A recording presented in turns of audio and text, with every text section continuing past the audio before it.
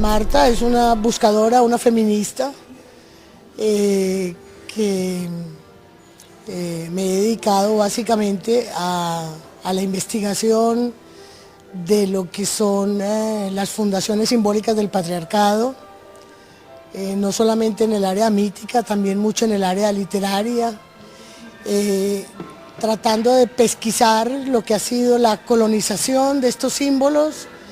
y lo que estos símbolos nos han significado, digamos, en el ámbito de la alienación, en el ámbito de la exclusión que el patriarcado a lo largo de toda la historia de su existencia ha hecho de lo femenino y de la mujer.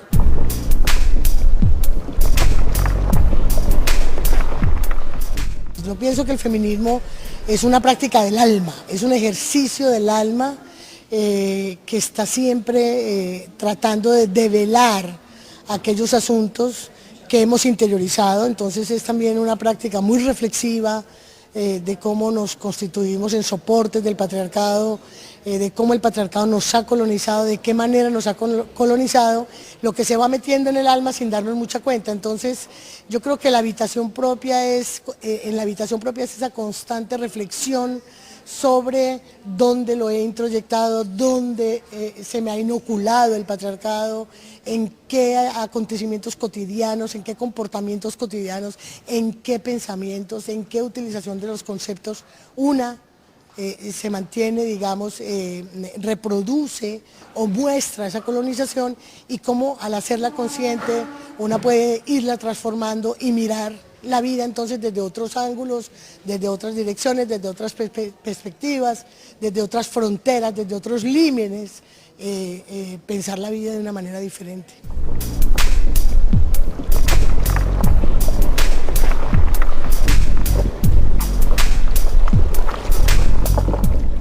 Hay momentos de mucho dolor, sobre todo la conciencia de la colonización. Yo pienso que es lo más doloroso que una puede percibir de sí misma, o sea, hasta dónde ese monstruo del patriarcado está interiorizado y nos habita, digamos. Eso es muy doloroso, pero a la vez poderlo ver es muy alegre, o sea, poderlo ver es empezar a transformar la vida. Y cuando una lo puede ver, empiezan a emerger de una manera espontánea y muy creativa esas zonas de lo femenino que no han sido colonizadas, que de alguna manera se han mantenido, digamos, en las márgenes, de alguna manera se han mantenido ocultas, se han mantenido secretas, porque yo estoy convencida que no hemos sido completamente colonizadas, y el hecho de no haberlo sido, es lo que nos ha permitido sobrevivir a un proyecto de muerte, claramente de muerte y de destrucción de lo femenino. Entonces es doloroso, pero es alegre a la vez, o sea, ahí hay una mezcla, ahí hay un ir y venir del dolor a la alegría, del dolor a la alegría. Y yo diría hoy que finalmente, aunque una lo ve y ese ver te desgarra, verlo igualmente te alegra porque te desbloquea como zonas muy creativas de ti misma.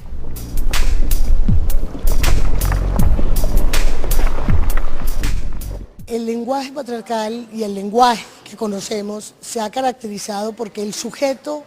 del discurso siempre es el hombre, es decir, se habla de los derechos del hombre, y dentro de eso se supone que estamos las mujeres, pero las mujeres tenemos unas características y tenemos unos modos y unas maneras tan diversas a lo que ha sido la homogeneidad patriarcal, que esa diversidad de lo femenino frente a ese proyecto homogéneo, patriarcal y masculino, no puede decirse en ese lenguaje que siempre nos está travestiendo, siempre nos está haciéndonos decir como si nosotras fuésemos el hombre, como si nosotras fuésemos hombres, como si nosotras fuésemos lo masculino. Entonces, cuando te encuentras con que el sujeto de todo discurso es lo masculino y quieres hablar de emociones, de sensaciones, de sentimientos que no están, digamos, dentro de ese masculino, tu habla, tu palabra y tu lenguaje siempre se convierten como en el accidente, digamos, como en lo raro, en lo extraño, en lo bizarro, en lo que no es universal, porque el sujeto universal del lenguaje siempre es el masculino. Las mujeres somos, y yo lo digo muy a menudo, algunas veces somos el complemento directo y otras veces somos el complemento circunstancial, pero el sujeto del discurso es el sujeto masculino. Y por eso tú notas, por ejemplo, muchas mujeres escritoras que se han suicidado, porque no han podido decirse en su creatividad en esa homogeneidad masculina.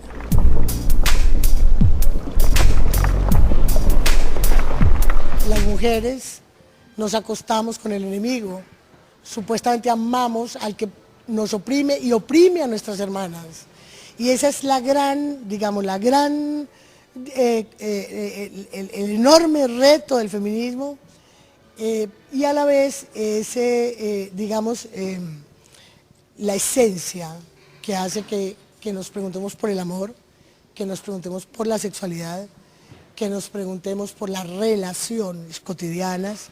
Y cuando el feminismo plantea uno de sus grandes, de sus grandes proyectos es mi cuerpo es mío, el feminismo baja y desciende hasta la cama misma, lo que no lo hace, y hasta la vida cotidiana del día a día, del minuto a minuto, que no lo hace ningún otro movimiento social toca las esferas íntimas de los seres humanos. Y esa es una de las características más importantes, más difíciles, más imaginarias y más imaginativas del movimiento feminista, y es que el feminismo toca el cuerpo, el alma y la cotidianidad misma de los seres humanos. Su cuestionamiento llega hasta el corazón mismo de cada ser humano y de su vida cotidiana, y yo creo que esa es su gran potencia. Por eso para mí es el más grande movimiento que ha ocurrido, digamos, a lo largo del siglo XX y que está ocurriendo en estos comienzos del siglo XXI.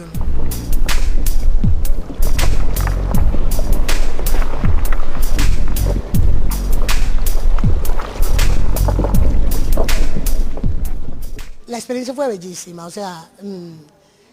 además que entonces las cosas eran muy artesanales, se hacía el machote, se recortaban las hojas, se pegaban las cosas, y eso creó muchos lazos de grupo, creó muchas relaciones entre las que hacíamos la revista, pero además de eso quisimos, digamos, ya todo el movimiento feminista en esos años, que eran los 80, quisimos tomarnos también la calle